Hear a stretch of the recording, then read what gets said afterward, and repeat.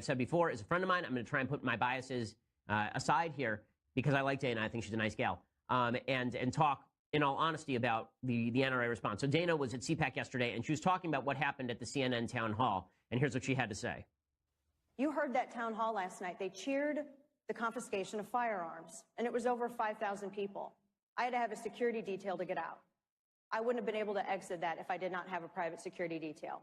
There were people rushing the stage and screaming, "Burn her." And I came there to talk solutions, and I still am going to continue that conversation on solutions, as the NRA has been doing for before I was alive. Okay, so that story is confirmed by the fact that you can actually hear in the audio, we played it yesterday, people shouting out at her that she's a murderer while she's on stage. And Jake Tapper, nobody at CNN, stops it and says, guys, calm down, we're trying to have a discussion here. Instead, it just continues, and Jake has said online, well, I didn't want to tell people what they could feel. It's not a matter of telling people what they could feel. It's a matter of providing good news stuff, right? It's a matter of providing good news content. It's a matter of ensuring that you are not just doing a propaganda special, and CNN failed in that. I mean, I've never seen a propaganda special quite like that on national TV. Now, Dana, in response to this, said something that I think is not true and I don't think is useful or good. She said that many people in the media love mass shootings. Now, maybe what she meant by this is that there are people in the ratings bureau who look at the ratings and they say, look at our ratings today. They're really great. But if what you meant by this is that people in the media are fine with mass shootings or want to or are happy about mass shootings, then that, of course, is not true. She should have been a lot more specific in her language here. She said at CPAC yesterday, a lot of folks in the media love mass shootings. Now, I will say again, I think there are people in the media who use mass shootings as a lever for their favorite politics.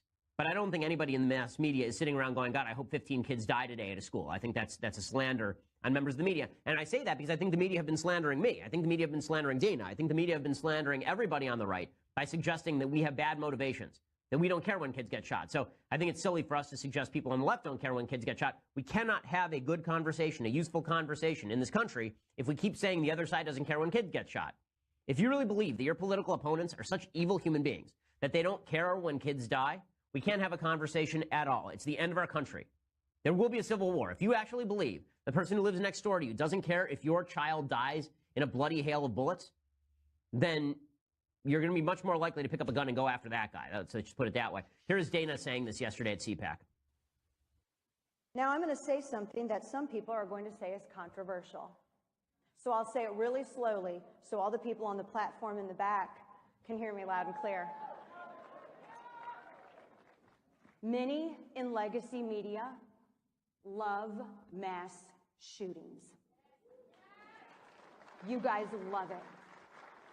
Now, I'm not saying that you love the tragedy, but I am saying that you love the ratings.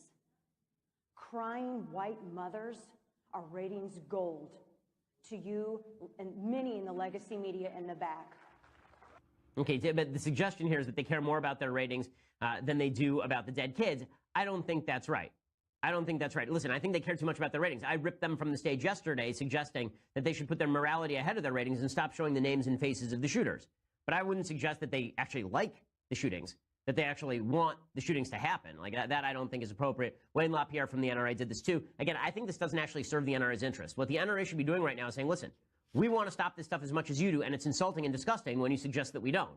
But to reverse the charge and suggest that people in the media actually like the mass shootings, it's too much. Wayne LaPierre did the same thing yesterday. Again, I don't think this is the smart move. The elites don't care not one whit about America's school system and school children. If they truly cared, what they would do is they would protect them. For them, it's not a safety issue. It's a political issue. Okay, so again, this is a mistake. It's a tactical mistake. It's a moral mistake. And you're getting it from the other side. So now you have both sides screaming at each other that they're the worst people on earth. Keith Ellison, of course, comes out and he says that Wayne LaPierre has blood on his hands. This is the shtick that the entire Democratic Party has fallen into. He doesn't want to talk about the fact that since the assault weapons ban lapsed in 2004, we've seen a 239% increase in gun-related deaths. He doesn't want to talk about the blood that is spilled all over his hands because of the lax policies that he's pushing. He wants to make people afraid, and he wants to tell people lies and distortions rather than deal with the fact that he is essentially trafficking in fear in order to line the pockets of his clients in the gun manufacturing This stuff is industry. just gross. It's just gross, and it's not worthwhile. It doesn't do credit to the NRA. It doesn't do credit to the NRA's opponents. It doesn't do credit to any of that. Now, Allison Camerata had on Dana Loesch today, and I want to show you two clips of that, because one of them, I think, demonstrates the lack of credibility on the part of the media, and the other demonstrates why it's a mistake to castigate the media and say they don't care about mass shootings, which, of course, is not true. Here's the first one, Allison Camerata saying, listen, when you say that we like mass shootings, that's just nonsense. And here, I have to agree with Allison Camerata. You Allison, think we because there love are many, not mass all. shootings? Well, I said many.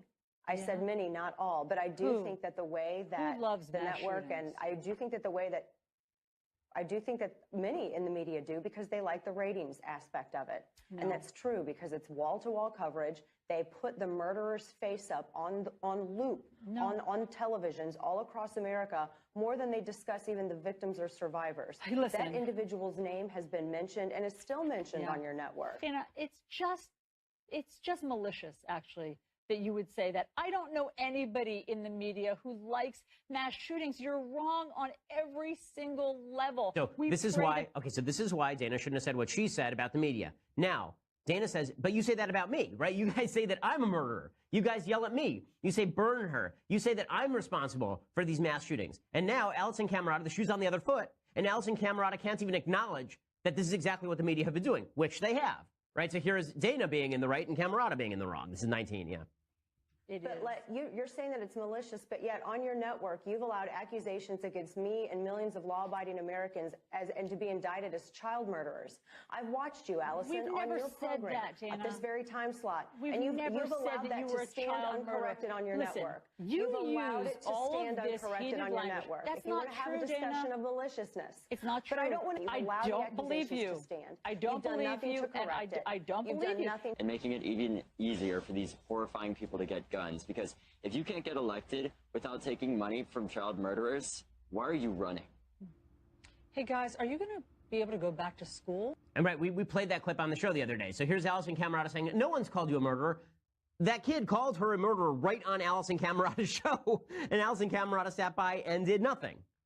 So that is not, so again, dishonesty, and more dishonesty from the media. That doesn't mean that people on the right should fall into the trap of accusing their political opponents of being bad human beings, except insofar as the people on the left accuse us of not caring about dead kids. Okay, by the way, another piece of breaking news. This is just, how many red flags do you have to miss here? And then standing outside, 4 deputies. I mean, it's heartbreaking. It's heartbreaking. Somebody should go to jail for this. They really should. This is a call, according to the New York Times, a transcript excerpt from Adam Goldman of the New York Times of an FBI tipster warning the Parkland shooter in January. Quote, okay, I just figured I was talking to the operator and she transferred me. I'm like, I said to her, I don't know how to go about this, but on the Instagram account I wouldn't say he's crazy by blood, but I would consider him bleep. He's only 18. He's got the mental capacity of a 12 to 14-year-old. His mother just passed away on the 1st of November. He's got Instagram accounts. He started off saying he wanted to kill himself. So what I did was I called the Parkland, which is where he lived, Parkland Police Department. I spoke to an officer. I didn't hear anything. I left a message. I gave him all the information I had. And then just recently, now he's switched it. He wants to kill people. And then he put that on his Instagram. And about 2 days later, he took it off. If you go onto his Instagram pages, you'll see all the guns. He's very into ISIS. I'm afraid this is something that's going to happen because he doesn't have mental capacity. He can't. He's so outraged if someone talks to him about certain things. And he had pulled a rifle on his mother before. She'd passed away because she wanted to get money. Another problem is that he's 18 and his mother's life insurance policy is coming in. He's going to receive 25 grand from that, and then 21, 24, up to 30 he's receiving 25 grand every year after that. He went out, he took money out of his mother's account. I don't know how he got the debit card, but he did. He took the money and then the Social Security money out, and he bought all these rifles and ammo. He posted pictures of them on the Instagram. This is a transcript of a call to the FBI.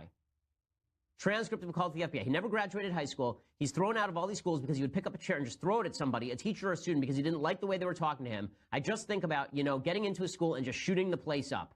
Direct transcript to the FBI. Nobody did a damn thing. And you're going to tell me I'm supposed to give up my gun to these clowns? To these jokers? I'm supposed to give up my ability to defend myself to these morons? You've got to be freaking kidding me. Never going to happen. Not going to happen. All right, well, when we come back, I have a couple more things to say on this. We'll do some things I like, things I hate. We'll do the mailbag as well.